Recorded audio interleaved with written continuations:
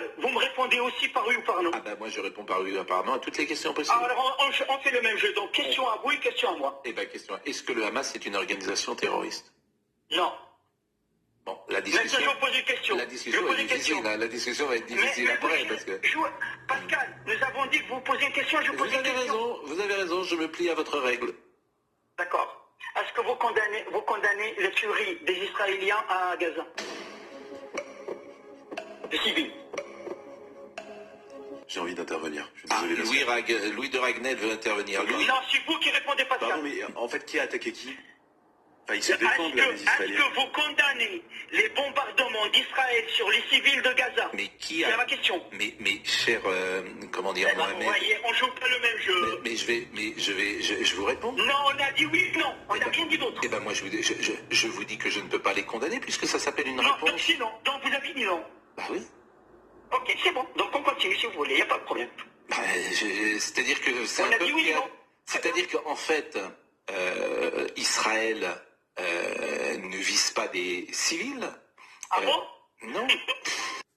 فأوجس في نفسه خيفة موسى قلنا لا تخف إنك أنت الأعلى وألق ما في يمينك تلقف ما صنعوا إنما صنعوا كيد ساحر ولا يفلح الساحر حيث أتى فألقي السحرة سجدا قالوا آمنا برب هارون وموسى.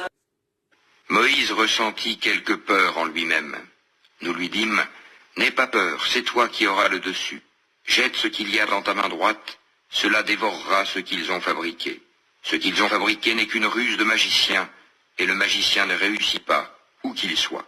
Les magiciens se jetèrent prosternés, disant, nous avons foi en le Seigneur d'Aaron et de Moïse. قال آمنتم له قبل أن آذن لكم إنه لكبيركم الذي علمكم السحر فلأقطعن أيديكم وأرجلكم من خلاف ولأصلبنكم في جذوع النخل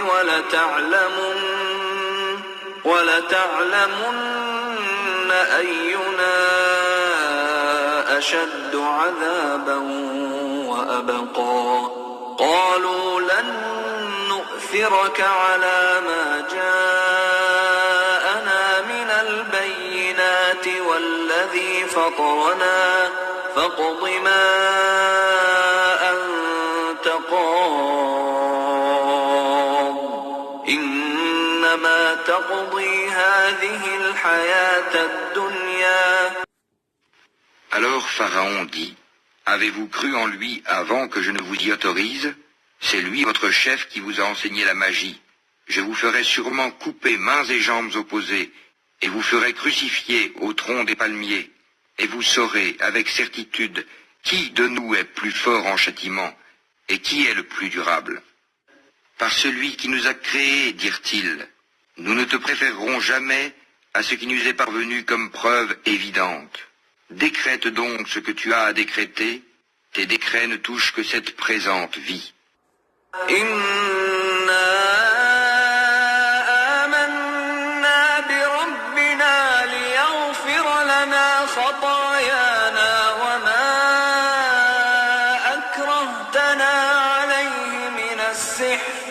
والله خير وأبقى إنه من يأت ربه مجرما فإن له جهنم لا يموت فيها ولا يحيا ومن يأته مؤمنا قد عمل الصالحات فأولئك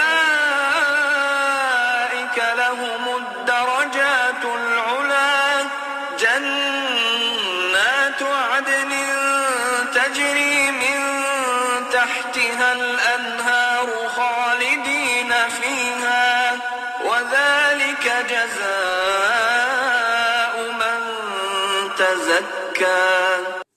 Nous croyons en notre Seigneur afin qu'il nous pardonne nos fautes ainsi que la magie à laquelle tu nous as contraints. Et Allah est meilleur et éternel. Quiconque vient en criminel à son Seigneur aura certes l'enfer où il ne meurt ni ne vit. Et quiconque vient auprès de lui en croyant, après avoir fait de bonnes œuvres, voilà donc ceux qui auront les plus hauts rangs, les jardins du séjour éternel, sous lesquels coulent les ruisseaux, où ils demeureront éternellement. Et voilà la récompense de ceux qui se purifient de la mécréance et des péchés. Assalamu alaikum wa rahmatullahi wa barakatuh. Que la paix soit sur vous ainsi que la miséricorde et la bénédiction. À l'écoute des médias occidentaux, notamment français, qui font partie des nombreux leviers du système et des principaux leviers du système pour ensorceler et endoctriner les masses, à la lecture de ces sorciers modernes, la Palestine et les Palestiniens seraient d'horribles terroristes barbares, islamistes radicaux, qui voudraient terroriser, éliminer, assassiner, terroriser et commettre des massacres et des meurtres des populations qui habitent chez le gentil État sioniste démocrate qui se défendrait pour le monde libre et pour la sauvegarde de la civilisation occidentale. Ça a été jusqu'à qu'on a entendu que si Israël tombe, c'est le monde occidental qui tomberait par la suite. Alors écoutez-moi bien. Ça fait plus de 70 ans que la Palestine subit un apartheid, une épuration ethnique, comme ça a été rapporté par de nombreuses associations humanitaires qui le disent eux-mêmes, que c'est une épuration ethnique ce qui se passe en Palestine depuis plusieurs décennies. Bon. Il n'y a pas eu une minute dans les JT. Tous les 6 mois, tous les ans, on a des massacres de villes ou de villages palestiniens, de meurtres d'innocents, de civils, etc., etc. Notamment tous les ramadans, etc. Silence radio de tous ces sbires du système, tous ces hypocrites, tous ces marchands de malheur et ces sorciers qui travaillent pour les médias occidentaux et notamment français, pas une minute. Par contre, ce qui s'est passé le 7 octobre dernier, ça fait quasi 10 jours, ça fait une dizaine de jours, tous les jours on en parle, tous les jours. Et on fait des longs débats, et on théorise, et on ramène que des gens qui vont dans le même sens. Et tous les hypocrites font la queue pour aller dans les médias, pour aller sur les plateaux de télé, dans toute émission, pour venir et répéter la même chose, comme de pâles copies les unes des autres. Tous des faibles, tous des hypocrites, des lâches, des faibles d'esprit, des faibles intellectuels, des gens soumis au système, que ce soit des politiques, des journalistes, des acteurs, des industriels, des gens du système, peu importe, ils font tous la queue pour aller sur les plateaux de télé et faire allégeance à l'État sioniste et finalement au système et critiquer la Palestine, les Palestiniens, bien évidemment, ils se cachent derrière le Hamas, où on veut nous emmener vers un débat qui serait entre Israël et le Hamas. La question n'est pas le Hamas, la question est la Palestine. La question, c'est la Palestine qui est occupée par cet État terroriste, sioniste, colon, qui fait d'une épuration ethnique un apartheid depuis des décennies et La réalité, elle est là, mes frères et sœurs, et vous qui n'êtes pas musulmans. Voilà où on en est. Hein. Je ne reviendrai pas sur sur la vidéo que vous avez vue de ces sorciers du système qui se sont démasqués et pris les pieds dans le tapis eux-mêmes. Hein. La vidéo du début de cette intervention, dont il n'y a aucun commentaire à faire, tant elle est explicite. Et on voit qu'est-ce qui se passe sur les plateaux de télé depuis plusieurs jours. Cette scène que vous avez vue au début de la vidéo.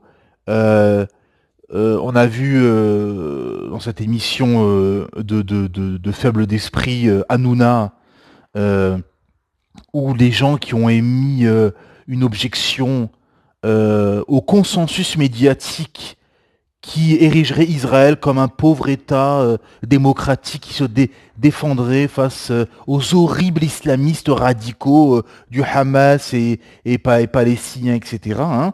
Tout le monde fait allégeance, tout le monde dit oui, mais quand il y a des gens, parce qu'on vous dit que la France c'est la liberté d'expression, la critique, l'esprit critique, chacun est libre d'avoir une opinion et blablabla et blablabli, ah ben finalement, quand on vient sur les plateaux de télé, qu'on ramène un contre-argument, et qu'on ramène des bémols et des nuances, à ce moment-là, ah ben vous êtes attaqués comme des hyènes qui seraient en train de mordre une brebis comme ça, perdue, qui se serait perdue sur un plateau de télé au milieu de suppôts de Satan. Hein. Donc on a vu ça chez Hanouna, on a vu ça là sur Europe 1 avec les sbires du système. On a vu ça avec ce pauvre chanteur qui s'est perdu sur un plateau de CNews et qui a dit en parlant des gens de la France Insoumise, de Mélenchon, qui sont les seuls politiques malgré tout à ramener un contre-argument et des nuances. Ce pitre a dit qu'il faudrait les dégommer physiquement, hein, il insiste bien, physiquement, il faudrait les dégommer. On a vu notamment, ça c'était très intéressant aussi, où il y avait un politologue arabe qu'ils avaient invité, je sais plus c'était sur quelle émission, sur France 5 ou je ne sais quoi. J'avais vu ça c'est passé sur les réseaux, où voilà, le journaliste, le présentateur dit à cet intervenant que Israël a subi des attentats, etc. Qu'est-ce qu'il lui répond? Il lui répond, si on parle de la mort de civils, Israël aussi fait des attentats. Hein. Et il explique qu'aujourd'hui, le jour où il parlait, là, dans l'émission, il y a eu 198 Palestiniens qui ont été morts dans la bande de Gaza. Bon. Et à ce moment-là, le journaliste a répondu, oui, mais c'est un conflit compliqué, blablabla. Oui. Parce qu'en fait, quand on explique qu'Israël tue, fait des massacres et fait du terrorisme, on dit que c'est un conflit compliqué. Mais quand c'est les Palestiniens, alors là, on y va, on lâche les sacs et compagnie, terroristes et islamistes et compagnie. C'est la réalité. Parce qu'en fait, c'est comme tous les sujets, mes frères et sœurs. Tous les sujets, c'est la même chose. La abaya, les mosquées ou les écoles coraniques qu'on va fermer, les imams qu'on expulse, les attentats, et on va y venir là aussi par rapport à ce qui s'est passé, les attentats qu'on épingle et qu'on met comme ça des gros titres et qu'on harangue les foules et qu'on excite les gens, terrorisme, islamisme, etc. Et finalement, les semaines et les mois après enquête, on s'aperçoit que c'est beaucoup plus complexe, beaucoup plus compliqué, que finalement, comme la personne par exemple à Nice, l'attentat de Nice, la personne ne faisait même pas la prière, voilà, il avait une vie plus proche d'un athée que d'un musulman, etc. Bon, et que dans ces attentats, il y a beaucoup de problématiques, de choses incohérentes, de vices et compagnie. Bon, mais ça, c'est après, bien évidemment, quand tout est retombé, etc. Quand on a une fois qu'on excite tout le monde, c'est fini. Le mal est fait. Hein, quand on a excité les gens, quand on a monté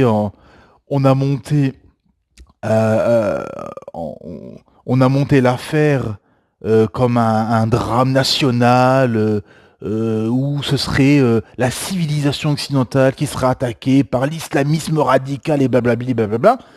Finalement après on s'aperçoit que c'est beaucoup plus complexe et beaucoup plus compliqué. Parce que ce qui compte c'est sur le coup, et les médias ont très bien compris ceci. C'est comme par exemple ce qui s'est passé au Maroc, le séisme. C'est pas 3 semaines après que tu fais nasiha, hein, comme certaines personnes de science ont expliqué.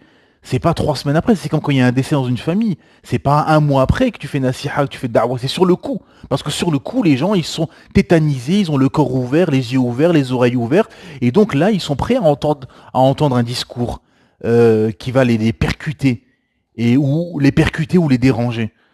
Ah ben là, c'est pareil, c'est ce qu'a très bien compris le système.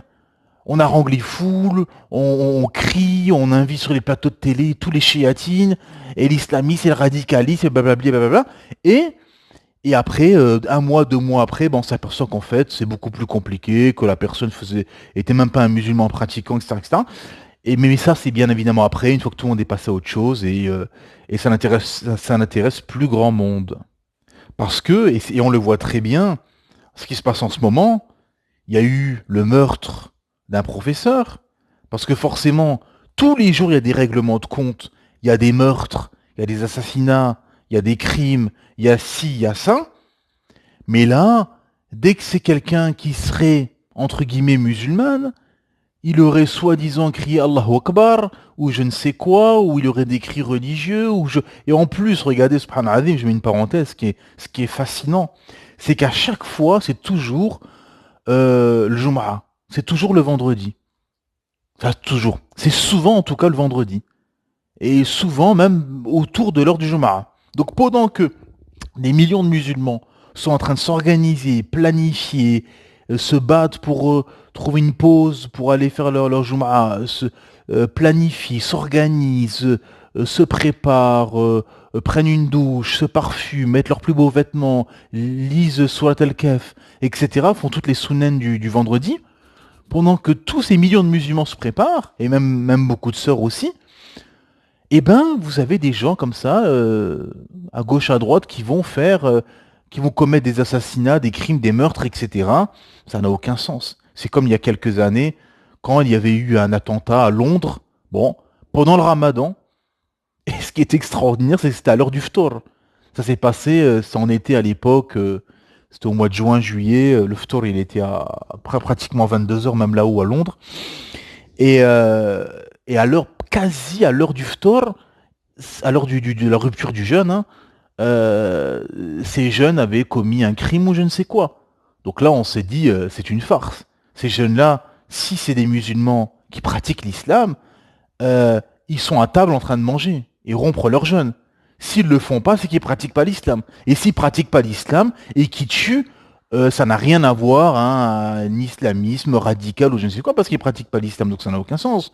Parce qu'ils s'appellent Rachid, Mouloud ou Nabil, ça n'a aucun sens. Donc c'est là où on voit que c'est de l'hypocrisie, c'est de la manipulation. Là on fait peur, oui, un prof a été tué, etc., assassiné, criminel, islamisme radical et compagnie, blablabla. Il y a des évacuations, là, le Louvre a été évacué, alerte à la bombe, il y a une gare ou un métro pareil qui a été évacué, alerte à la bombe, etc. Bon, parce que ces élites malveillantes ont très bien compris que pour maintenir les gens en laisse, que les gens restent de dociles moutons, et ben la peur faisait partie des leviers les plus pertinents, hein, parce que quand vous maintenez une population sous la peur, bah, vous faites ce que vous voulez de cette population. C'est ça la réalité, on l'a vu pendant le Covid, etc. Hein. Donc là, on fait peur, on fait des choses. Là, pareil, le meurtre de ce prof, bah ça arrive au bon moment, hein, super. Hein, bah pour le système se frotte les mains. Hein.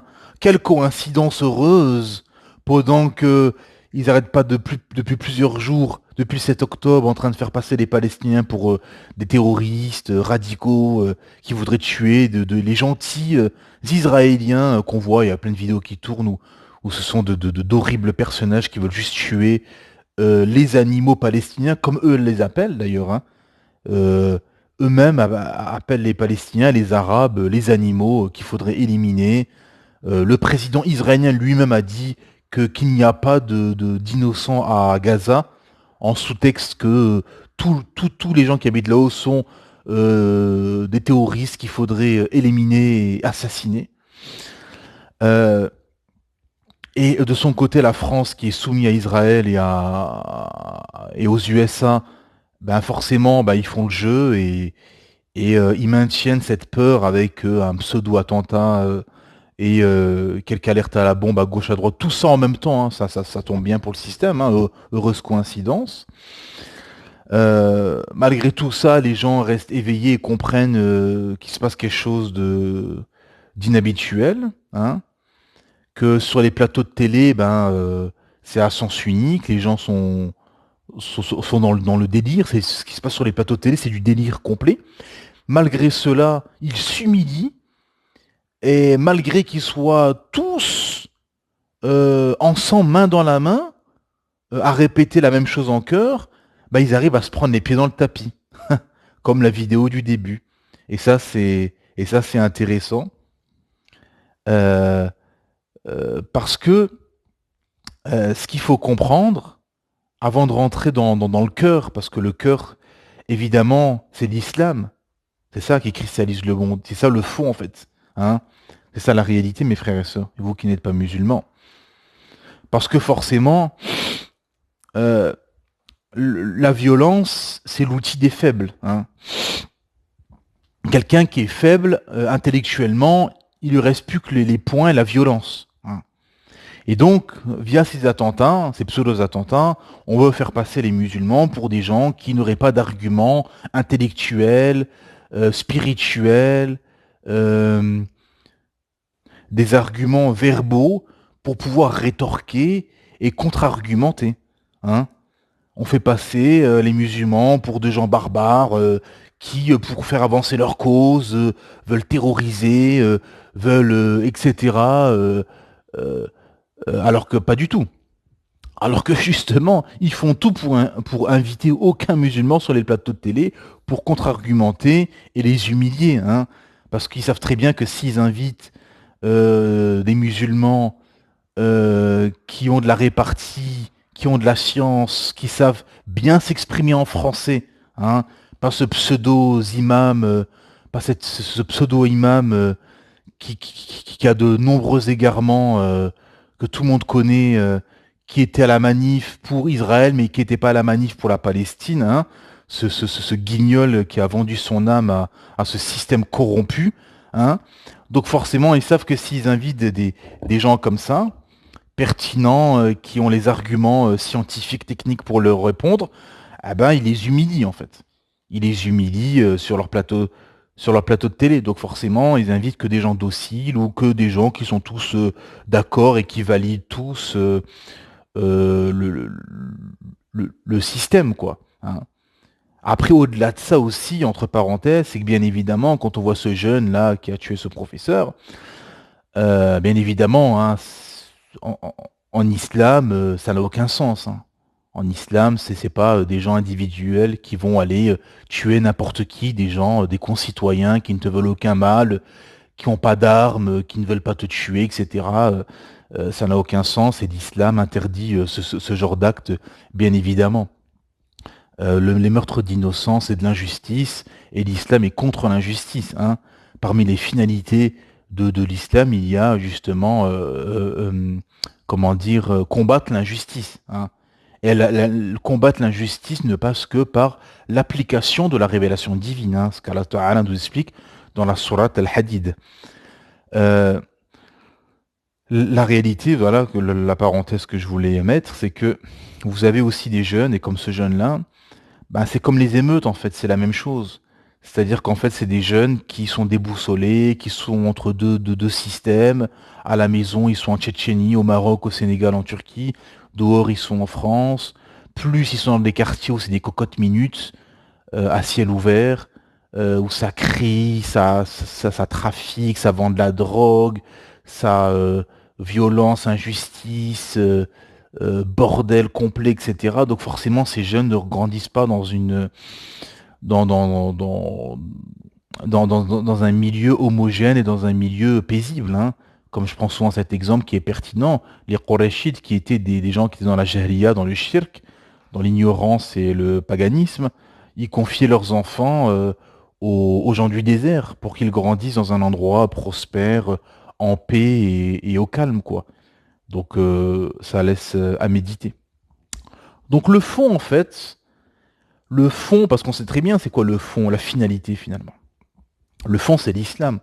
Parce que tous ces gens-là, parce qu'Allah Ta'ala nous dit que Satan et ses suppôts et son armée va nous combattre et va tout faire pour égarer l'humanité. Et Shaitan, il a des alliés parmi les djinns et parmi les ins, parmi les djinns et parmi les humains. Et beaucoup de ces élites occidentales, quasi toutes même, sont des suppôts de Satan, consciemment ou inconsciemment, directement ou indirectement, travaillent pour Iblis, et leur système, monté de toutes pièces, satanique, est un système qui est aux antipodes de l'islam, et un système qui combat l'islam, et qui est un concurrent à l'islam, parce que le fond, c'est l'islam qui dérange le système. C'est pour ça que les débats qu'on entend sur la Palestine, Israël et compagnie, on parle de guerre de civilisation, de choc de culture et compagnie, parce que le fond, c'est l'islam. Parce que d'un côté, il y a le monde occidental, avec l'adoration et la religion du matérialisme. Il y a la Russie, la Chine, qui est des concurrents idéologiques, mais qui sont quand même plus ou moins dans le même système et qui sont dans le fond d'accord avec le système occidental. Et en face, il y a le monde musulman qui a une autre civilisation et une autre vision du monde, malgré que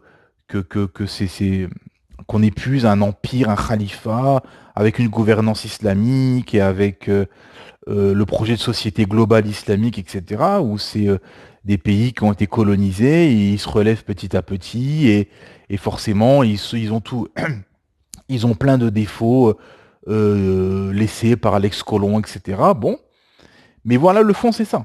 Le fond, c'est l'islam. Parce que, imaginez-vous, je vais prendre un exemple pour comprendre un peu la position de ces gens-là. Parce que eux, ils ont un système païen où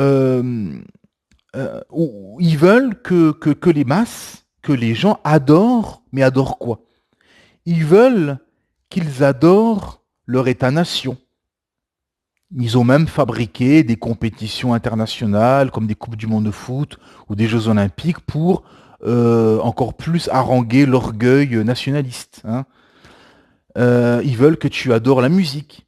Ils veulent que tu adores ton travail. Hein. On est en plein dans la religion du travail en Occident, où le travail est devenu la centrale de tout. Parce que derrière le travail, il y a l'argent, et derrière l'argent, il y a les passions. Le système veut que tu adores l'argent, veut que tu adores les crédits, veut que tu adores le matérialisme, veut que tu adores les stars, les chanteurs, les acteurs, les footballeurs, les politiciens. Le système veut que tu adores tout ce qui est des créatures ou ce qui est de l'égarement, de la déchéance, de la perversion.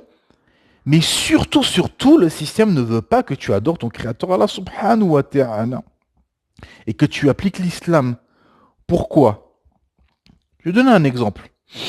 Imaginez-vous un député, démocrate, hein, un élu local, un athée démocrate, bon, qui se promènerait dans une banlieue française, par exemple, et qui irait voir comme ça dans une banlieue comment ça se passe, comment les gens vivent, etc. Bon, il voit beaucoup de chômage, il voit beaucoup de chômeurs. Bon, il se dit ouais, bon, c'est un peu misérable et tout, faut leur trouver du travail, bon, c'est difficile, etc. Bon, après, il voit des gens qui font du sport, qui font du foot. On dit ah ben c'est bien, ils s'occupent, font du sport, ça leur permet qu'ils s'occupent et qui pensent pas à leur misère et à leur situation sociale. Ensuite, il verrait des trafiquants de drogue. Oui, c'est pas bien, bon, mais c'est vrai que voilà, c'est à nous de leur trouver quelque chose pour qu'ils tombent pas dedans, parce que la misère, la déchéance, le fatalisme et compagnie, c'est pas bien, mais bon, voilà, ouais, il faut les aider, quoi. Il faut essayer, voilà, qu'ils arrêtent. Bon. Voilà, il voit des gens comme ça errer, traîner, drogués, des alcooliques. Bon, bien sûr, il cautionne pas. Il dit ouais, c'est vrai que bon, il faudrait les aider, mais voilà, bon. mais au fond, ça le dérange pas. Ça dérange pas ce député. Et à un moment donné, il voit des religieux, des gens qui vont dans une mosquée. Bon. Et c'est ils vont dans une mosquée. Ah, c'est comme nous, c'est comme les églises. C'est des églises orientales, quoi. Ah, d'accord, ok. Ah, ok, bah, ils ont un temple pour adorer leur Dieu. Bon, d'accord. Et après, il fait un tour dans la mosquée, bon. Et il voit qu'il y a du monde. Ah, quand même, il y a du monde, hein. Ah bon, je pensais pas qu'il y avait autant de gens qui étaient encore croyants. Bon. Et après, il voit que il y a un imam qui est sur le minbar, ou qui est sur une chaise, ou devant un bureau, etc., en train de faire une conférence, ou une khutba, ou un dars. Bon. Et il voit ça comme ça de loin, et il voit 200, 300, 400, 500 personnes en train d'écouter l'imam. Il dit, oh là, c'est comme nous, là. C'est comme nous, les politiciens, là. On se met comme ça sur une estrade et on est comme ça, comme des orateurs, à parler, à haranguer les foules, etc. Mais là, c'est ce qu'ils font la même chose, là. Mais nous, on fait ça pour la politique, pour ce bas monde. On fait pas ça pour la religion. C'est étonnant, ça. Ouf. Donc là, déjà là, ça le dérange. Oula, il y a... Ouh, là, ça... Il n'est pas dans sa zone de confort. Déjà, là, il se dit, ouh, il y a un petit problème, là. Parce que ça met un autre personnage dans la vie des gens qui se met sur une estrade et qui leur fait da'wa. Mais cette fois-ci, c'est pas un politicien, c'est un religieux qui appelle. Et il appelle à quoi? Et on arrive au fond. Et ce député dit, ah, il appelle à quoi? Ah, à l'islam. Et l'islam, c'est quoi? C'est le Coran et la Sunna. Ah, d'accord. Et qu'est-ce qu'il y a dedans? Ouh, il y a des injonctions, il y a des ordres. Oula. Comme nous, dans notre société, on a un code pénal où il y a des ordres, il y a des injonctions, etc. Il y a des obligations, des interdictions. Ah, et eux, ils ont des interdictions, des injonctions, etc. Et quoi? Il y a des lois? Il y a des lois sur l'héritage, sur la répartition des richesses, sur comment punir le voleur, sur l'usure bancaire, sur comment régir un État, etc., etc. Ouf. Alors là, c'est plus la même histoire. Là, c'est plus la même chose. Et là, c'est ce que le système a très bien compris. C'est qu'en fait, l'islam est un autre système dans leur système. Et c'est ce que ce député se dirait. Mais là, il y a un gros problème, là. Il y a un système de vie, de pensée, de code qui est dans notre système propre à nous. Donc là, c'est pas possible, ça peut pas cohabiter. Et c'est ce qui se passe, en fait, mes frères et sœurs. C'est ça la réalité. Donc qu'est-ce qu'ils vont faire? Ils vont faire des ruses et des pirouettes et des galipettes, etc. pour détourner les gens de l'islam parce qu'ils n'ont pas d'autres arguments, parce qu'avec toutes les conventions de Bruxelles, droits de l'homme, humanisme et compagnie, ils peuvent plus utiliser la force comme ça s'est fait par le passé. Hein, quand il y avait un autre courant, un autre système qui émergeait dans un système, ah ben cet empire, ce système pouvait l'éliminer par la force, parce qu'il n'y avait pas toutes ces conventions, etc. Hein, c'est plus brutal. Donc ça permettait d'éradiquer toute autre vision, tout autre système. Là non, comme ils sont panisme, traités, etc., ils sont pris au piège. Et donc, il ne reste plus que les ruses. Et c'est pour ça qu'on arrive avec les innombrables ruses et les librairies qui ferment, les écoles coraniques qui ferment, les mosquées qui ferment, les imams qui sont expulsés, les attentats tous les 6 mois, les innombrables débats sur le burkini, la abaya, les hijabeuses, le voile et compagnie. Voilà. Tout s'explique et tout fait sens. Parce que l'islam a ce que aucun système ne pourra apporter aux populations et aux âmes perdues de ce bas monde. C'est un dogme divin, révélé, pas un dogme païen inventé ou des systèmes avec des lois forgées par les hommes, non. C'est un système divin révélé, avec toute la bénédiction qu'il y a dedans, qui correspond à tout ce qu'a besoin l'homme, l'humain, c'est-à-dire de spirituel et de lois robustes et dissuasives qui permet de de maintenir la société dans la paix, hein, contrairement aux sociétés occidentales où les multirécidivistes, les viols, les kidnappings, les meurtres, les cambriolages, etc. se multiplient de plus en plus parce qu'il n'y a pas de réponse pénale, parce que il n'y a plus de peine de mort, il n'y a plus de peine dissuasive, les prisons sont pleines, etc. Dans les tribunaux, vous avez que des gauchistes humanistes, etc. Tout s'effondre. Et donc, et l'islam répond aux questions existentielles, pourquoi tu existes, pourquoi les épreuves, les tremblements de terre, les virus, etc. Et qu'est-ce qui va se passer après la mort. Et donc, ça dérange le système. Et c'est un concurrent à leur système.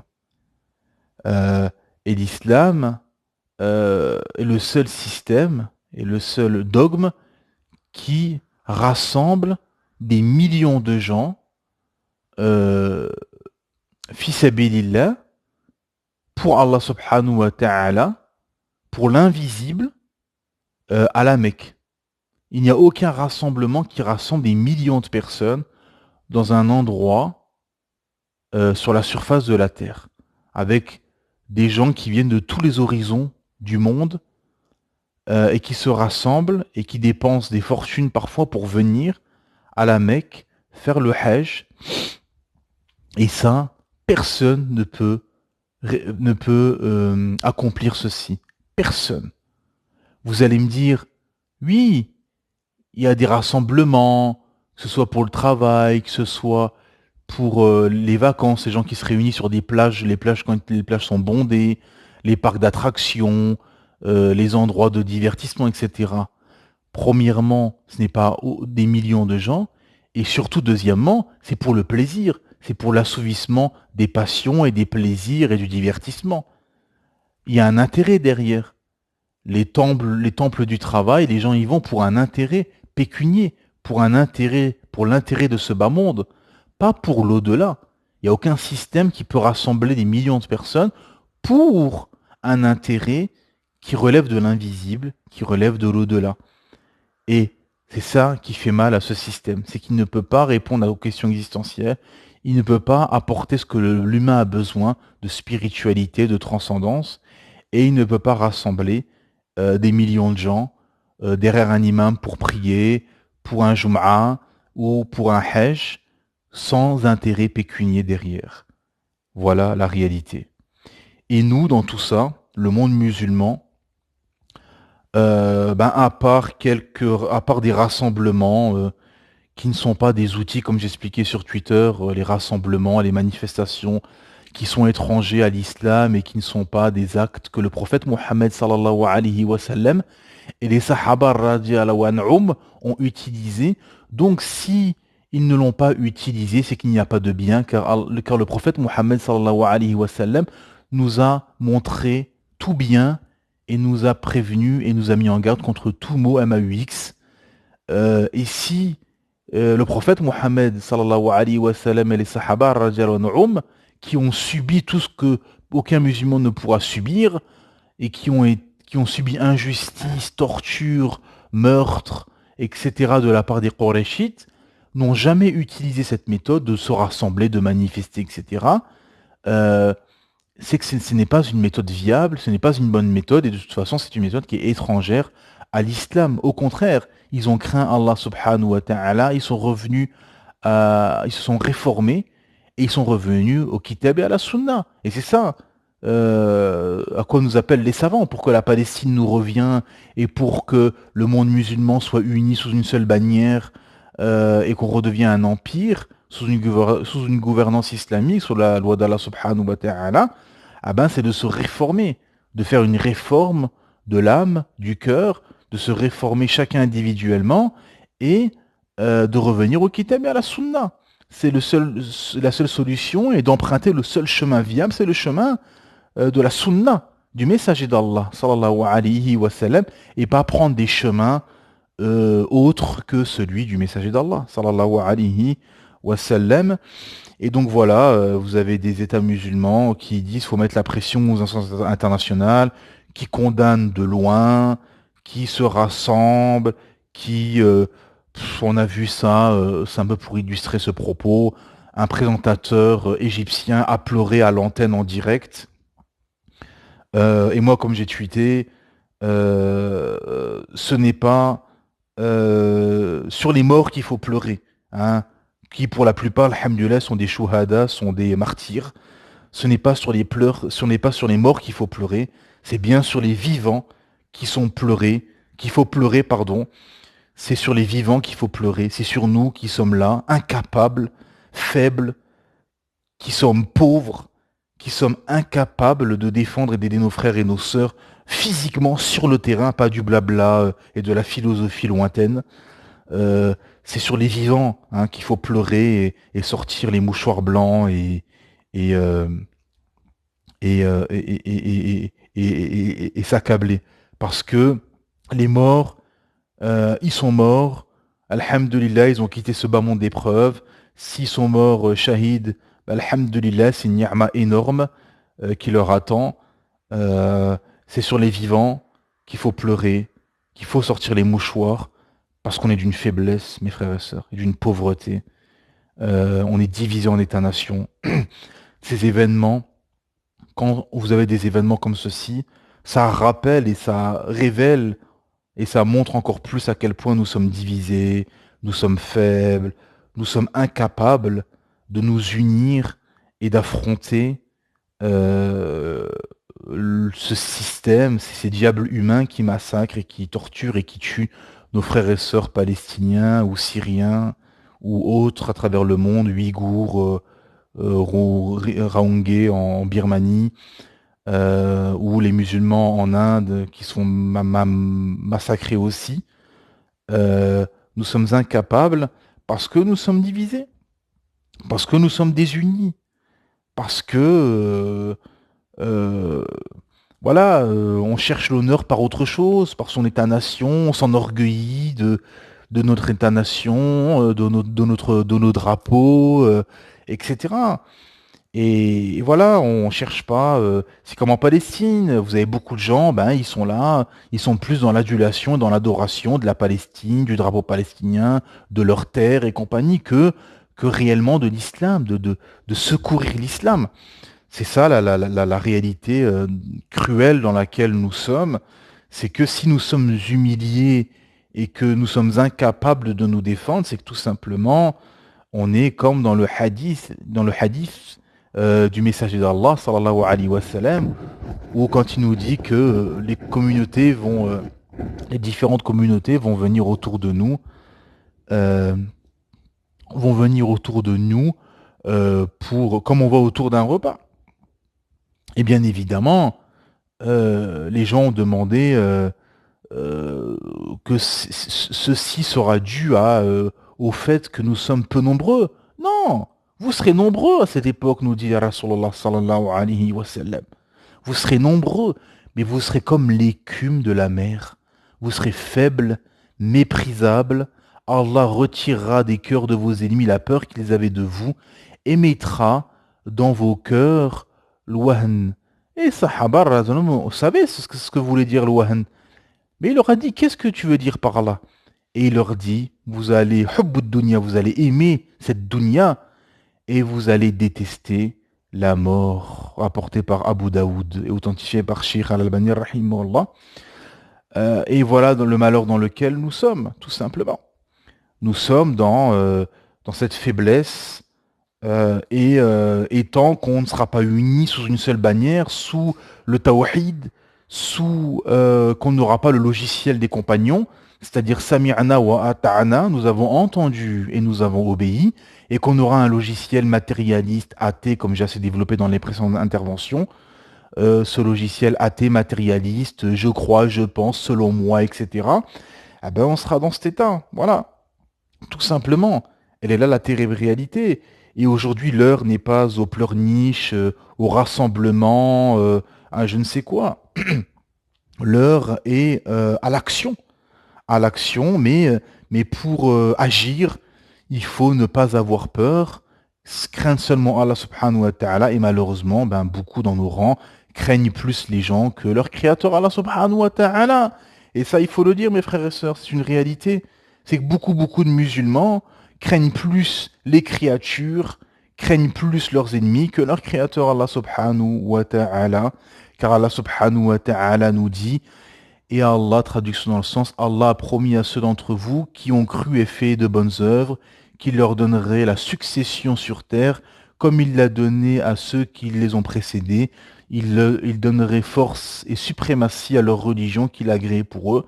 Il leur changerait leur ancienne peur en sécurité. Ils m'adorent et ne m'associent rien. Et celui qui m'écroit par la suite, ce sont ceux-là, les pervers. Verset 55, sourate 24. Voilà mes frères et sœurs. Pour terminer, bien évidemment, il y a des savants qui ont fait un ijtihad, qui ont fait un effort et qui ont enjoint les Palestiniens à faire la hijra si la situation est intenable et si tu es dans une situation de danger, de dangerosité pour toi, tes proches, etc.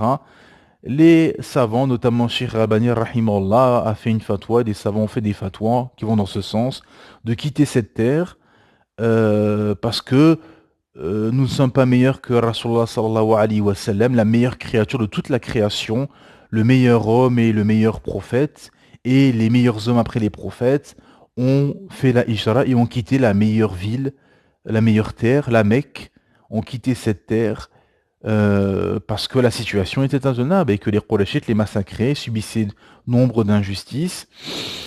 Et donc, à un moment donné, l'exode, le départ et la hijra s'imposent bon gré mal gré. Donc voilà la réalité aussi qui y aurait l'acte qu'il faudra faire pour beaucoup de Palestiniens, c'est que tant que le monde musulman sera faible, elle sera incapable de venir les aider, comme on a vu ces vidéos où beaucoup de Palestiniens appellent le monde arabe et se disent où vous êtes, est-ce que vous voyez ce qui se passe ici, réveillez-vous quoi en quelque sorte. Il n'y a pas de réponse parce que le monde musulman est tétanisé et colonisé mentalement, a le complexe d'infériorité, fait tout pour copier l'ex-colon et diviser en États-nations. Voilà la réalité. Donc, alhamdulillah, des savants ont fait des efforts qui enjoignent les Palestiniens à quitter leur terre si cela devient intenable pour leur sécurité et celle de leurs proches, tout simplement. Et je vais finir avec un hadith où Rasulullah sallallahu alayhi wa sallam nous a annoncé que viendra des années trompeuses où le véridique sera considéré comme menteur, tandis que les menteurs seront crus, l'honnête sera considéré malhonnête, tandis que le malhonnête sera considéré honnête, et l'ignorant parlera à cette époque. L'ignorant, le messager d'Allah sallallahu alayhi wa sallam a répondu que ce seront des inconnus qui parleront au nom de l'assemblée, de la population. Et ce hadith montre bien, reflète bien les médias qui sont des sorciers modernes, les médias de masse, qui endoctrinent et qui mentent et qui trichent et qui salissent l'honneur de nos frères et de nos sœurs palestiniens, les faisant passer pour d'horribles terroristes ou je ne sais quoi, et faire passer cet état terroriste sioniste, colon d'Israël, comme un défenseur de la liberté du monde libre. Wal'iyadu billah, l'inversion des valeurs. Et ce hadith tape en plein dans le mille, où effectivement les années sont trompeuses, les véridiques sont considérés comme menteurs, les menteurs sont crus, les honnêtes considérés comme malhonnêtes, et les malhonnêtes considérés comme honnêtes, et les ignorants parlent au nom de l'ensemble de la population. Et on est en plein dedans, hadith rapporté par l'imam Ahmed, rahimahullah.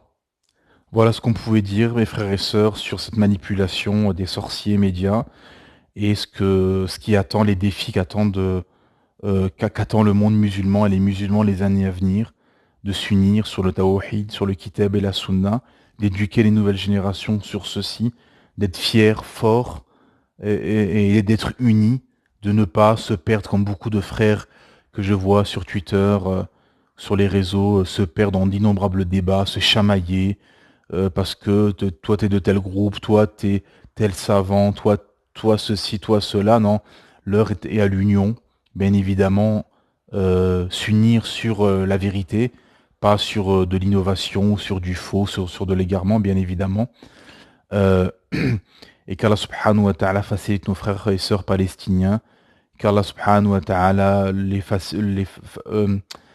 aide, parce que à l'heure où je vous parle, cette nuit du dimanche 15 octobre, la nuit du dimanche 15 octobre au lundi 16 octobre, apparemment, il va y avoir un choc et des combats, en tout cas dans les prochaines heures ou prochains jours.